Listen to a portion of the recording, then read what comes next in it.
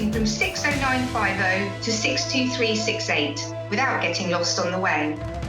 The aim of this podcast series is to discuss thought-provoking topics in the testing and certification world that are relevant to your business and useful to you. Thanks for listening, and we hope you enjoy this episode.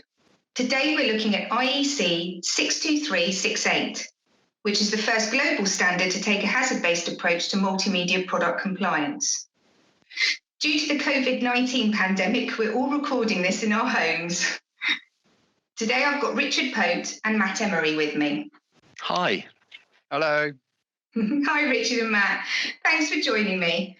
For the listeners, can you give us a short overview about yourself? Yeah, sure. Hello, everybody. It's Richard here. So just to give you a little bit of information about me, I'm 25 years working for TÜV SÜD, most of that time dealing with product compliance and certification, mainly around product safety. And for me, product safety is really important. I've lived and breathed 6950 and to a lesser extent, the transition to 62368 because it's still a relatively new standard. But for me, this is all about sensible product safety and protection for consumers. I thought you were going to say 25 years old then, Richard. I did too. I wish.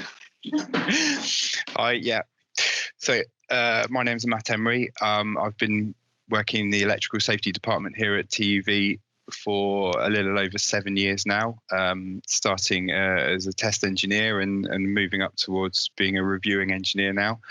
I've been mostly working with 6950 in my early days, and been working with customers over the last 5 years, transitioning across to 62368. So hopefully some of the nuggets of information that I can get across today will be of some use to people.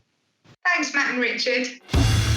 Right, now on to today's topic. It's IEC 62368, and this covers the safety requirements of audio, video information and communications technology equipment. The reason we're discussing this today is because innovation's seen the lines becoming increasingly blurred between what were two previously very distinct types of technologies. So multimedia products are increasingly falling under two separate standards, 60065, which traditionally covered AV equipment, and IEC 60950, which covers IT equipment.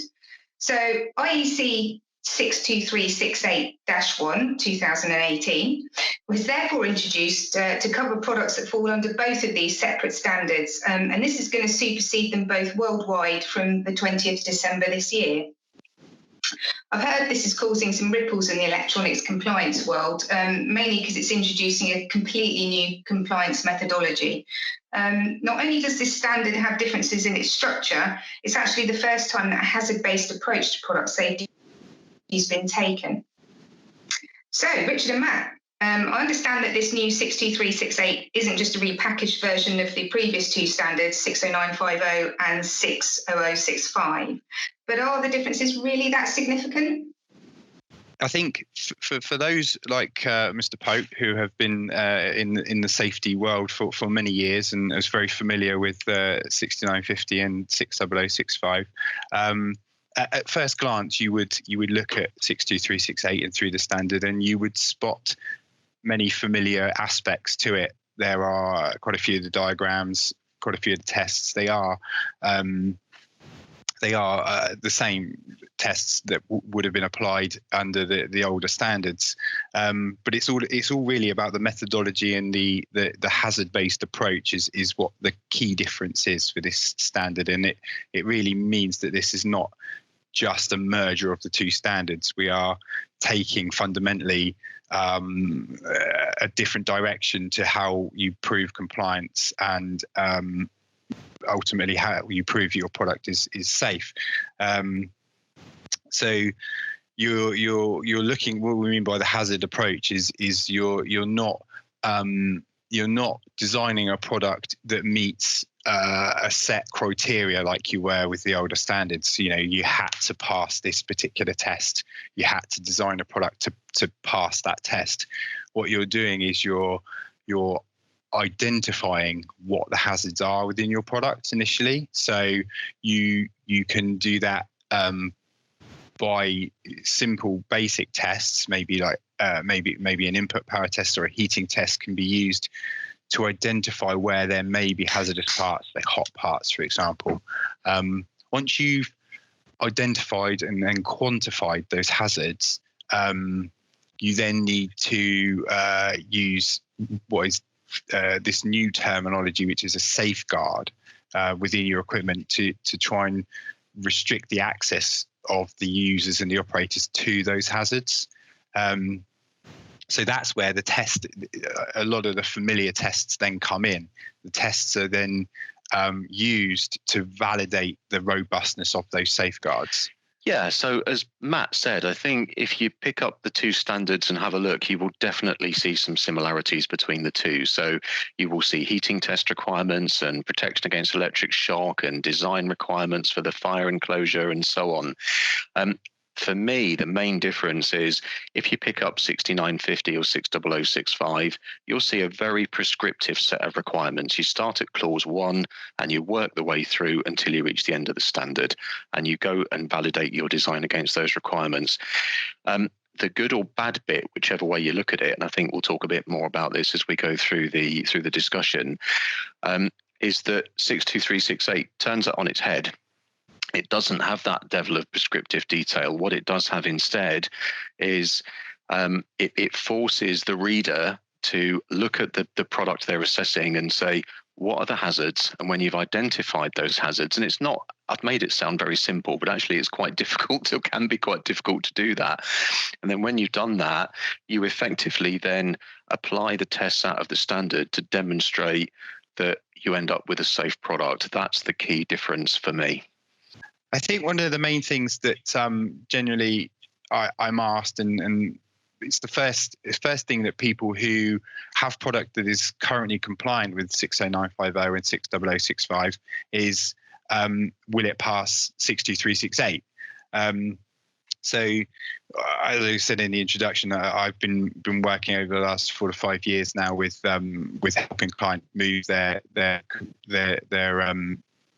testing of their product across to 62368, and it's products that are previously compliant.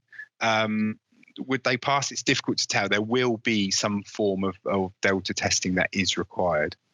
Thanks, Matt. Can you just expand a little bit more on what you mean by delta testing and why it has to be done? So there are some subtle differences in test parameters and compliance criteria. Although the test may look like it would be the same test as you would have previously done for 6950 or 60065. There are a couple of subtle differences. For example, tolerances that you need to apply to mains voltages are slightly higher.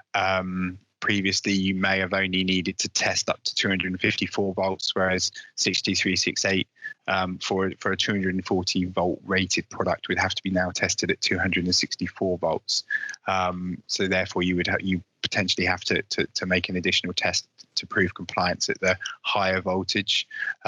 Slightly different touch current circuits need to be applied.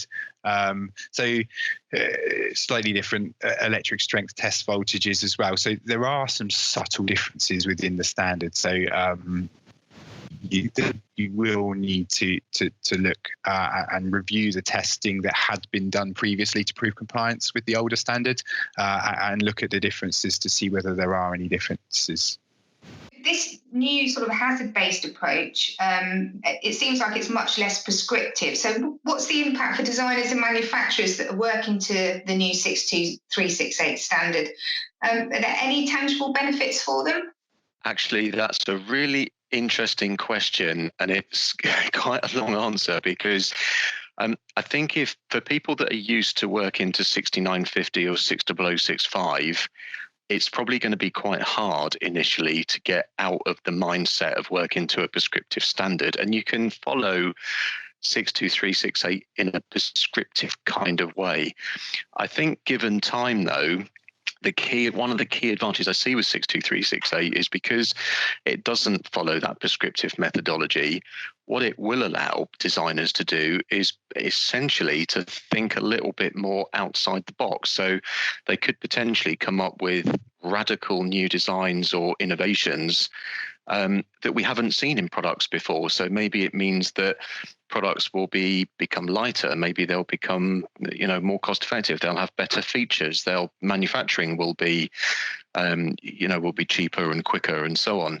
But I think it's going to take time for them to get into that mindset. So the critical thing for them to think about is to say, okay, I look at it from a hazard perspective. I identify those hazards. I come up with a solution, maybe whether it's a tried and tested solution, double insulation and protective earth, for example, or perhaps something more innovative. And then what you do is you apply the methodology to prove that those safeguards are effective in the end use. So I think given time, I think actually it will give some real good tangible benefits for people.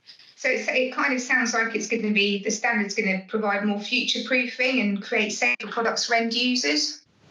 Yeah, future proofing is a great way to put it, actually, because I think the industry as a whole has suffered because technology moves massively, massively quickly and standards development moves painfully slowly. And it's always been a problem for the two, for one to keep up with the other one. And particularly nowadays, new technologies, new innovations are coming out all the time. Products have a much shorter lifespan. So, yeah, absolutely. I think this standard, I don't think you'll ever get a situation where a standard becomes entirely future-proof, but I think this is a good stab at doing exactly that, yeah.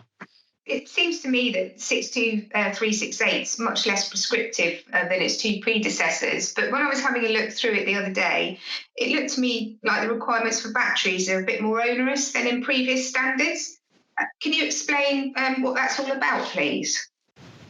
Yeah, sure. Yeah, you're exactly right.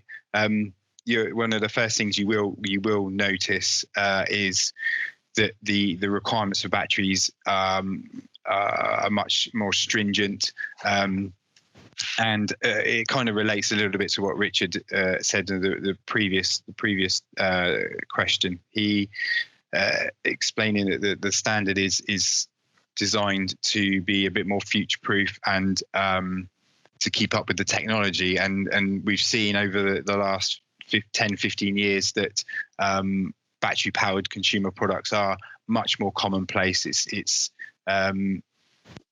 people are moving away from traditionally mains-powered devices and portable devices using lithium-ion rechargeable batteries are very, very common on the market. And there have been some very high-profile instances of problems that these type of products can pose with risks associated with that particular power source. So previously, you had a limited test that you would apply to the product. What they're looking for now is not only are the batteries already pre-approved to their appropriate battery standard. There are a large number of IEC safety standards available. Also for the batteries in the cell to comply with as foundation.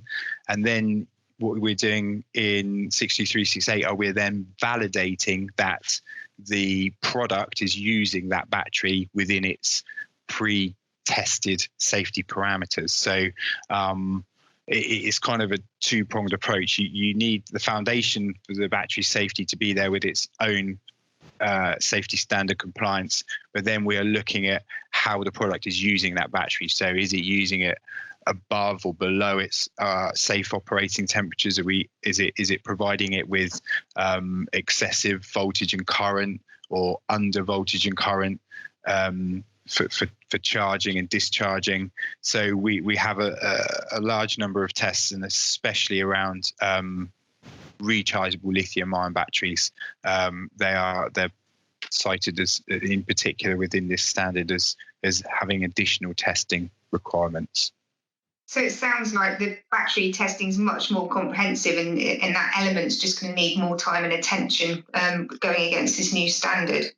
It does, and it comes back a little bit also to what we mentioned about delta testing. So previously, if you had a battery power product which was compliant with 6950, you would have applied some of the tests already. But for 62368, there are additional tests that are required. So this is a good example of where a product would need additional delta testing to prove compliance with 62368. So I think it's just probably worth pointing out, in a bit more detail why we've got these enhanced requirements. Lithium-ion battery technology, battery chemistry is now widely used. It's widely used in everything from your mobile phone through to electric vehicle batteries. And the reason that lithium-ion is so prevalent is because you get a lot of bang for your buck. It's got a very high energy power density, which means you can get a lot of battery life out of a very small size package, which is why it's great if you think about it for mobile phones. Nobody wants to be carrying around a large mobile phone to host a big battery, or equally having to recharge their battery every 5 minutes. But lithium ion, it's great technology, but it needs to be very carefully managed. You need to have a very good battery protection mechanism, battery management system. So actually the battery packs are actually quite complicated in their design. And that's really where these new requirements have come from, is to make sure that this stuff's been evaluated. So I guess it's just finishing off with a bit of a word of caution to people to say, in the past, you may well have gone to the test lab and said, yeah, here's a battery cell. It's got UL, certification to UL 1642. The battery lab or the test lab may have done some additional qualification testing. That's not going to be enough under 62368, and I think you just need to go into it with your eyes open and to be prepared. I'd also add, you mentioned some battery safety standards for the UL 1642, and there's UL 2054. Again, you've got to be really careful about where you are intending to market and sell your product, if it's in North America or if it is in the rest of the world that works to the IEC standards. You'll notice the subtle differences between IEC version of 62368 and the UL version of 62368. Now, we mentioned that the batteries must be compliant with their foundation-based electrical safety standard. In the IEC world and the UL world, they have different standards. So sourcing the battery which is appropriate for both areas for global market access is actually not a straightforward task, and is something that you will need to keep your eye on. So it just adds another level of complexity then, from the sounds of it, especially as this standard wants people to sort of cover more and do more when it comes to batteries. Yeah, it's like having a critical component, and sometimes you can apply different safety standards to similar electrical products, but and you can say this is a more arduous standard than the other one. Unfortunately, with UL 1642 and IEC 62133, which are both appropriate for lithium-ion batteries, it's very difficult to say which of those two is the more arduous standard, because if you run a comparison between the testing requirements, those standards, some areas are harder in one standard than the other, and vice versa. So it's looking out for products which, if you're marketing your product globally, you going to need to be finding batteries which do have this dual certification. Otherwise, you're going to find you're running into trouble with your compliance. So 62368, it's a hazard-based standard, but I think there seems to be a bit of confusion going around, because I've heard some people seem to be mixing up the terms hazard and risk, which is, I understand it, are sort of two different things. Are the two terms really interchangeable?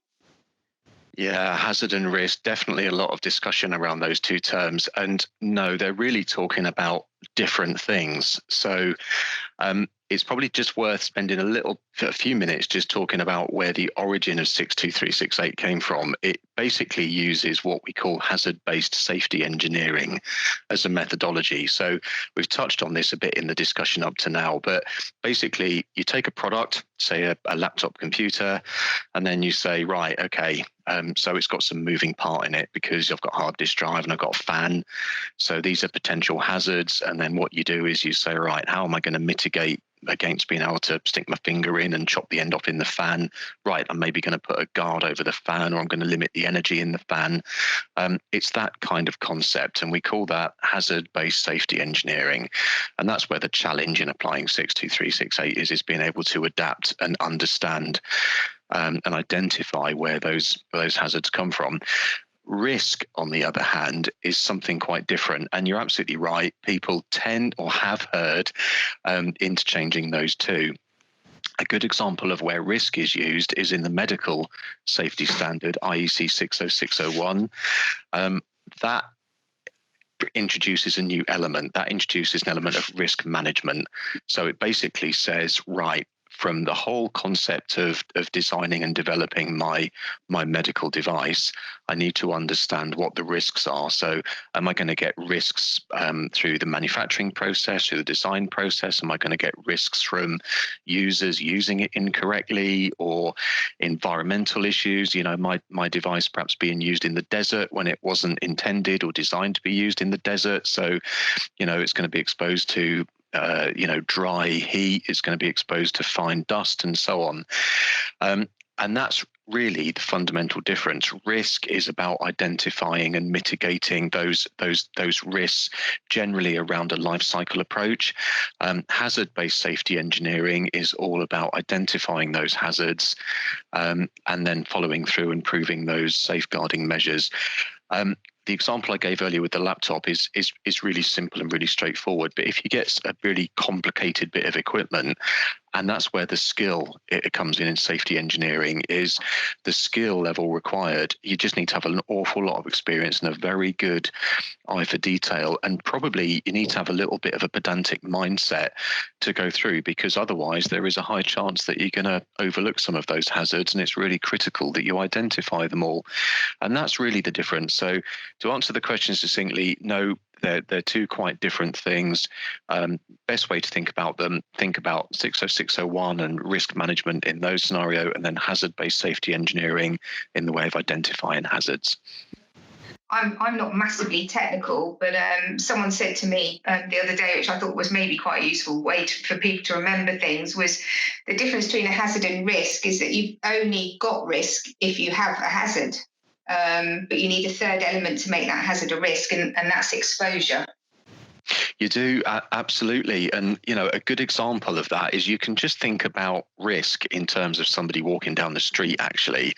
So, you know, if you've got a small puddle that's a shallow puddle, you've probably got minimal chance of stepping in it because it's a small puddle. And even if you do, the risk is very low because it's very shallow. If you then take that to the next example and say, well, actually, I've still got a shallow puddle, but actually this time, you know, it's 20 feet long. Well, this time the exposure risk is very high, but again, the risk is still very low. The hazard, if you like, is still very low because you've only got shallow water. You then take that and say, right, I've now got my 20-foot pool. It's now 6 feet deep and it's full of crocodiles. Well, now, as you can see in this very simple example, that I've got a high probability of falling into it in the first place. And if I do fall into it, then I've got a high probability of getting injured. That's in really simplistic terms, that's a good way to look at risk. Yeah, and 62368 uses the term transfer mechanism within it, and that's what it uses to define how the risk becomes, how the hazard becomes the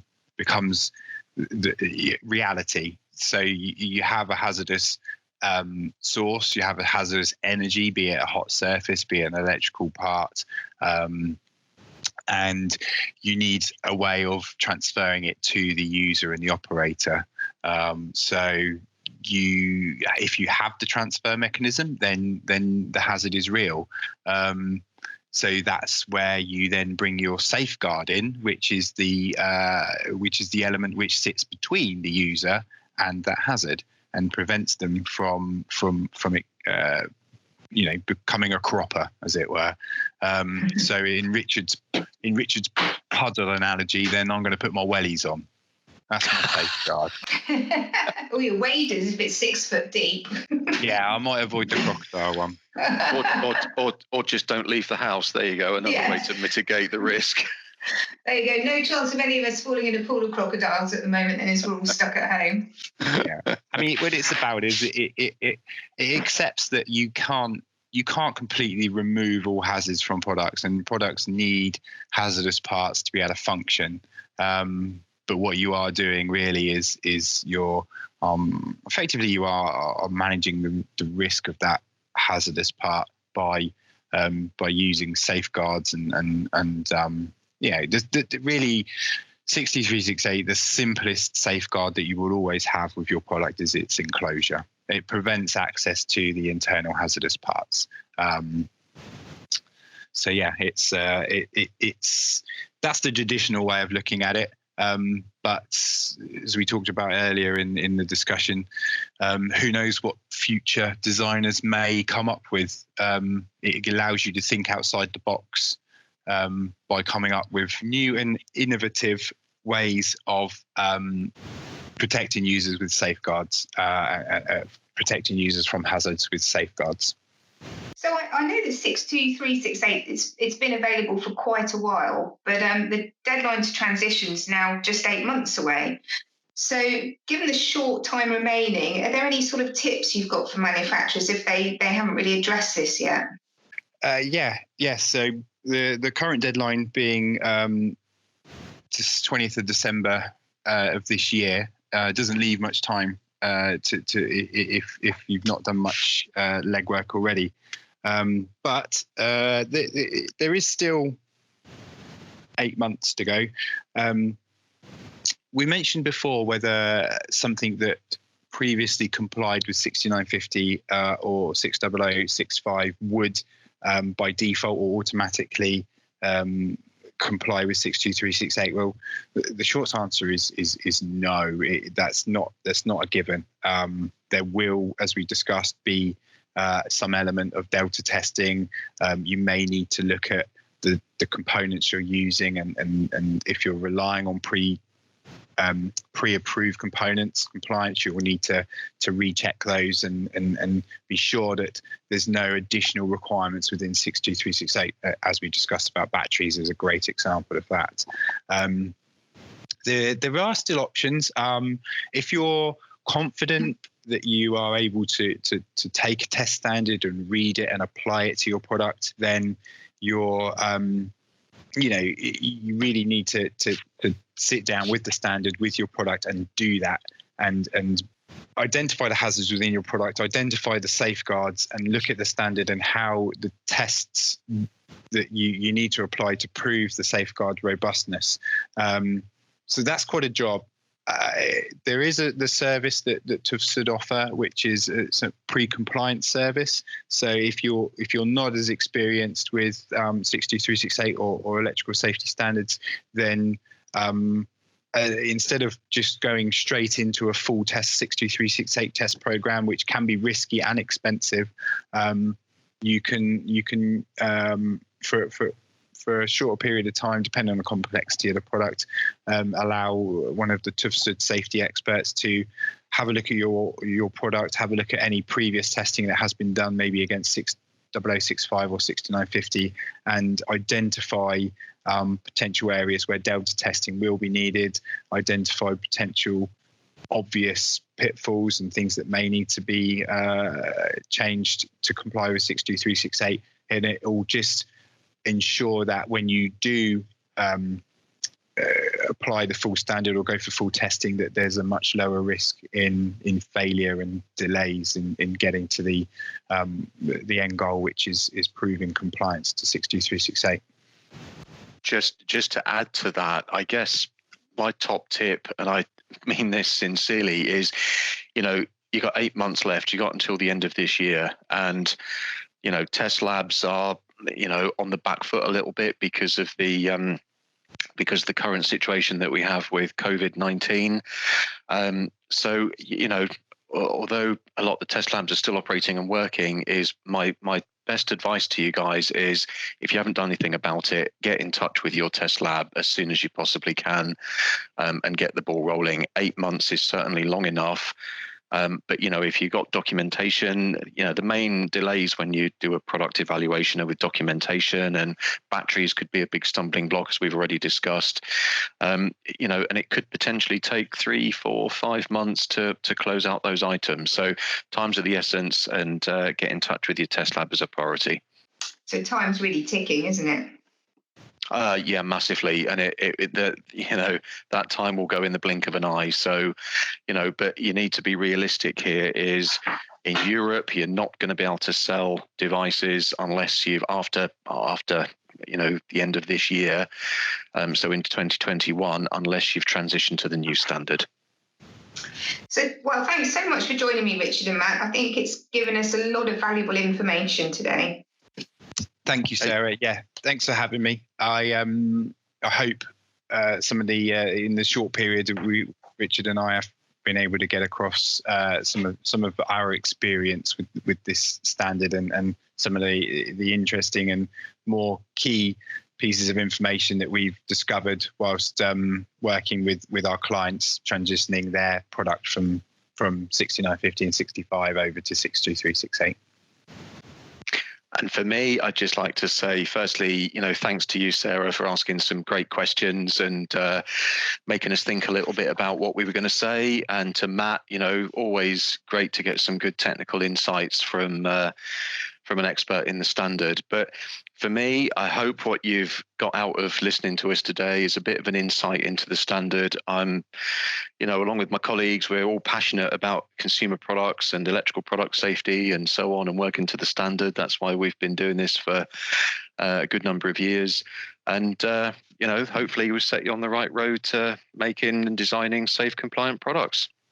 Thanks, guys. So to summarise briefly what I've picked up from our conversation is it sounds like 62368 is going to provide a lot of flexibility in providing improving safe design, and it's really there to support technology and how it's rapidly sort of converging, and lots of new innovations that are coming along as well.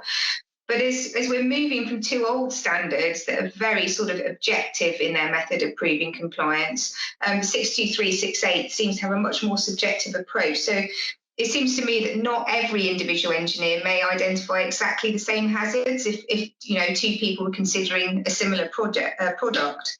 So manufacturers might want the support of an external specialist to help them ensure they've identified every potential hazard, I guess. So thank you for listening, everyone. If you like what you've heard today and you want to hear more, don't forget to subscribe via Podigy, Spotify and iTunes.